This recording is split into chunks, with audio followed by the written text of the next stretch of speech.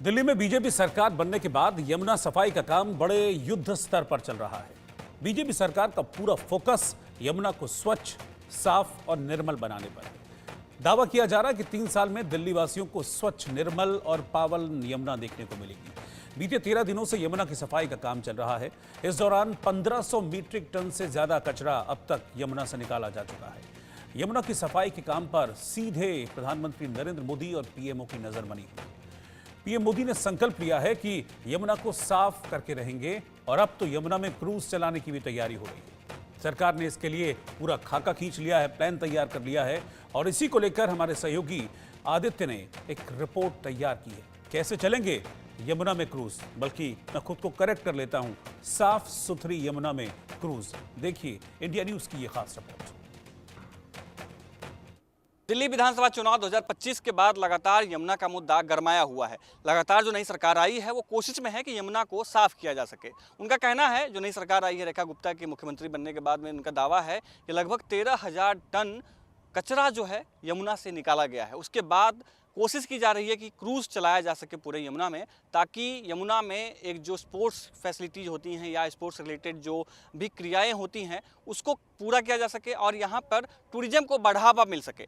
इससे आने जाने में लोगों को आसानी होगी ही, साथ ही जो टूरिज्म है उसको बढ़ावा मिलेगा, साथ ही यमुना को साफ करने का भी मौका मिलेगा। मैं मौजूद हूँ अभी यमुना के घाट के किनारे में और अभी देखेंगे क्योंकि पानी का जो स्तर है वो बढ़ाया गया है। इस वजह से आप देखेंगे कि यहाँ पर आपको बहुत ही साफ स्थिति दिखाई देगी और कोशिश कर रही है दिल्ली गवर्नमेंट के जितने भी अथॉरिटी हैं या दिल्ली गवर्नमेंट के जो लोग हैं वो कोशिश कर रहे हैं कि inland waterways authority of India जो है यानी कि IWAI उससे इस टूरिज्म को लेकर के क्रूज चलाने की जो प्लानिंग है उसको लेकर के यहाँ पे कोशिश की जा सके और उनसे अथॉराइज करने के बाद ही इसमें क्रूज चलाया जाएगा। लेकिन क्या क्रूज चलाना इतना आसान हो पाएगा या किस तरीके से दिक्कतें होंगी, उन सब के ऊपर में हम चर्चा करेंगे। आपको चारों तरफ मैं दिखाता हूँ, ये जो घाट है ये पानी का किनारा है, यमुना का किनारा है और अभी जलस्तर बढ़ा है तो देखिए कितना सुंदर आपको यमुना दिखाई दे रहा है। क्योंकि जब पानी कम होता है तो सिर्फ कचरा दिखाई देता है, लेकिन अभी पानी छोड़ा गया है तो पानी छोड़ने की वजह से आपको झाग भी दिखाई देगा जो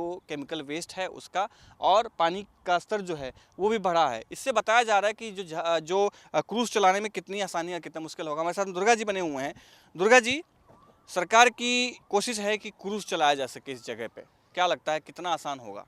आसान नहीं है, सरकार के लिए एक चुनौतीपूर्ण रहेगा और काफ़ी संकट का भी वो रहेगा कि जैसे क्रूज चलेगी तो देखेंगे आप, जब नदी का पानी सूखता है, जरा सा भी जलस्तर कम होता है तो आप देखेंगे ढेर सारे कूड़ा करकट रहते हैं नदी में, इसी यमुना जी में। तो क्रूज चलाने से पहले सबसे पहले लोगों के अंदर एक जागरूकता ज़रूरी है। हर जगह का घाट, कहाँ कहाँ पे क्रूज रुकेगी उसका सिस्टम, और चलाने के लिए जो वाटर रिजर्व है, सरकार को एक वाटर रिजर्व करके रखना पड़ेगा कि इतना वाटर रहेगा तभी तो क्रूज चलेगी। क्रूज कैसी चलेगी, छोटी या बड़ी?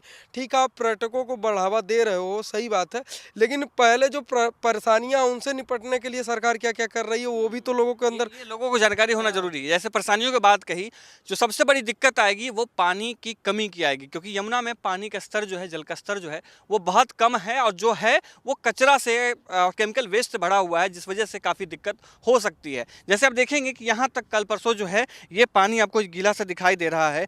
यहाँ पर पानी था पहले, लेकिन आज आपको पानी यहाँ पे दिखाई नहीं दे रहा है। जो सबसे बड़ी चुनौती आएगी यही आएगी कि यहाँ पर क्रूज चलाने के लिए कुछ फिट पानी की ज़रूरत पड़ता है, जो होना चाहिए, जो नहीं है। और इधर ये जो टीले बने हुए हैं ये सब, इन सब को ठीक करना और मानव हस्तक्षेप जो है वो कम करने की आवश्यकता पड़ेगी, जो बहुत ही मुश्किल हो सकता है। दुर्गा जी, जिस तरीके से अभी पानी लगातार कम होता जा रहा है, ये टीले आपको इस तरीके से दिखाई दे रहे हैं, प्लानिंग जिस तरीके से है कि नोएडा को या दिल्ली में बहुत सारे ऐसे जगहों को कनेक्ट किया जाएगा क्रूज करके चलाने के लिए, तो ठीक है, एक तो बढ़ावा टूरिज्म को मिलना ही मिलना है। और क्या क्या लगता है आपको कि उससे सुविधाएं लोगों को मिल सकती हैं? सरकार जो है कि उससे लोगों को रोजगार भी मिलेगा और एक क्या है, ट्रैफिक व्यवस्था कि जो है आवागमन ट्रैफिक में लोग फंसते हैं, मेट्रो में नहीं सफ़र करके जल के माध्यम से लोग पर्यावरण से भी जुड़ेंगे, प्राकृतिक से जुड़ेंगे और इस यमुना जी के सुंदर दृश्य का नज़ारा भी लेंगे। लेकिन उसके पहले सरकार को ये कितने दिन में क्रूज चलाने का टाइम लगेगा।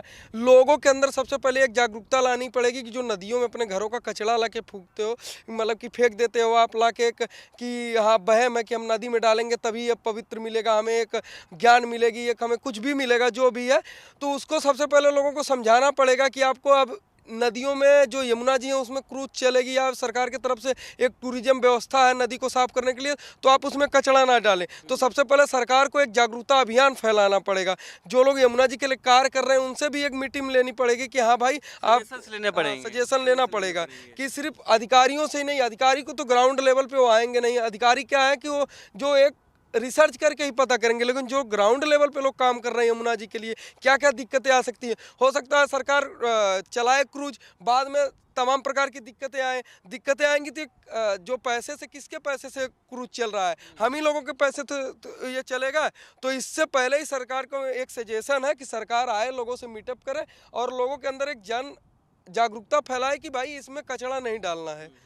ये सबसे बड़ी दिक्कत हो सकती है कि तमाम जो आइडिया है उस आइडिया पे काम करने के लिए जो धरातल पे जो काम है वो काम जो है बहुत ही मुश्किल है। मैं आपको पानी फिर से दिखाता हूँ कि पानी का स्तर जो था, अभी पानी छोड़ा गया है तो थोड़ा सा पानी का जो जल स्तर है वो बढ़ा है और पूरे नदी में। और ये सब पहले देखेंगे, ये गाद है। सबसे एक दिक्कत ये भी है कि गाद को हटाना भी एक बहुत जरूरी होगा तभी यहाँ पर, क्योंकि रेत के बदले में जब गाद आता है तो एक तो बदबू, क्रूज भी फंस जाएगी, इसमें भी फंसने का डर होता है। इसमें गाद रहेगा तो क्या होता है कि ये दलदल जैसे बन जाता है। रेता रहेगा, रेता से आप निकल सकते हैं लेकिन दलदल से नहीं निकल सकते। तो जो कचरा है, जो वेस्टेज आ रहा है, कंपनियां से आ रहा है, नालियों से मल मूत्र आ रहा है, तो जो मल होता है, मल ही गाद बन जाता है। और जब गाद, तो जो पर्यटक इसमें घूमेंगे, जो बाहर से भी लोग आएंगे, कोई भी आएगा, जब प्राकृतिक से जुड़ना चाहेगा तो वो ऐसा थोड़ी ना कि स्मेल लेगा। स्मेल तो लेगा नहीं ना कि यमुना जी का स्मेल उसके अंदर आए, वो बीमार पड़े, कुछ लोगों को एलर्जी हो जाए। तो इससे पहले, सबसे पहले तो वातावरण शुद्ध, फिर जल स्तर शुद्ध, उसके बाद जो गाद है, जो जमीन से जुड़ा हुआ है इसका पार्ट है, वो शुद्ध। जब तीनों होगा तभी जाके इसमें क्रूज चल सकती है, ऐसे नहीं चल सकती है। हाँ, जैसे मान लेते पहले तो यमुना को साफ करना बेहद चैलेंजिंग होगा कि यमुना को साफ कराया जा सके।